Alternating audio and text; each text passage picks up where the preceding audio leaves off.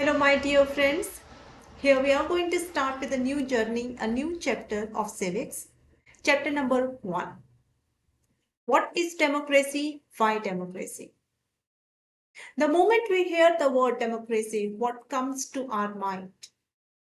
A kind of government in which the rulers are elected by the people. As Abraham Lincoln stated it, democracy is a kind of government of the people, by the people, and for the people. And I'm sure that none of you has heard of and is the believer of the definition of democracy as democracy is of the people, far from the people, where they by the people. No, this is incorrect. When we take the definition in this form, what does it mean? It means democracy does not belong to the people. Democracy is not for the people. And it's not by the people, rather the candidates buy the votes with money.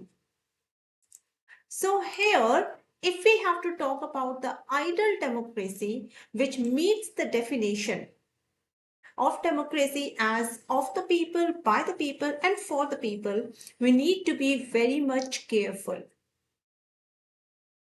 As the idealistic democracy is still distant from reality. Somehow the problems can be rectified with passage of time, with proper usage of electronic media. Coming to the most basic definition of democracy, that is, rulers are elected by the people. This feature helps us to separate the democracy from other forms of government. Look at here a few examples. The first example is of Chile, that's in the western side of South America, in which the dictator, that is Pinochet, was not elected by the people, rather in 1973 through a military coup d'etat, he took over the power. In Myanmar,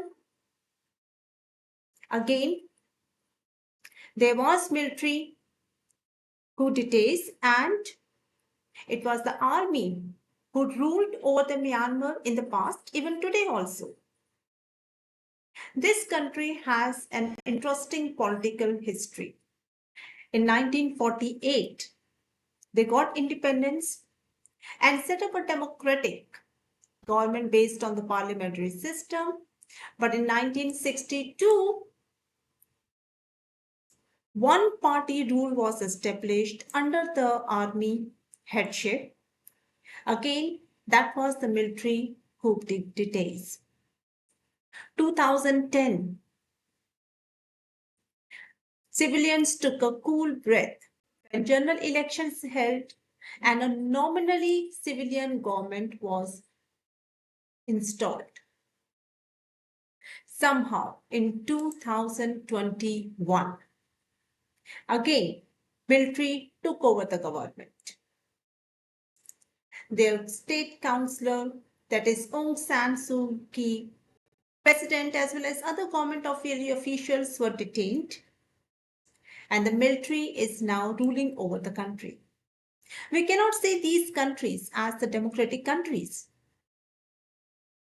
Coming to Saudi Arabia, which is a monarchy, in which the son of the king becomes the next king. They are ruling over the country and not being chosen by the people. King becomes the king because he happened to be born into a royal family. In today's contemporary world, every country wants to be a democracy. But a very clear distinguishment has to be made in between a country that's actually a democratic country and the one just pretending to be. This simplistic definition of democracy, that is, rulers are elected by the people, It's not adequate. It's not enough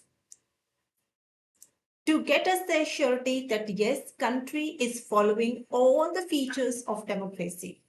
It simply gives us a reminder that the democracy is people's rule. So that's what we are going to cover in this chapter. We'll be going to go through each every word of the definition very carefully along with the features of the democracy. A short cartoon explanation. Here we can see that in Iraq, democracy was established in 2005, but it was done in the presence of US and other foreign powers. What does it mean?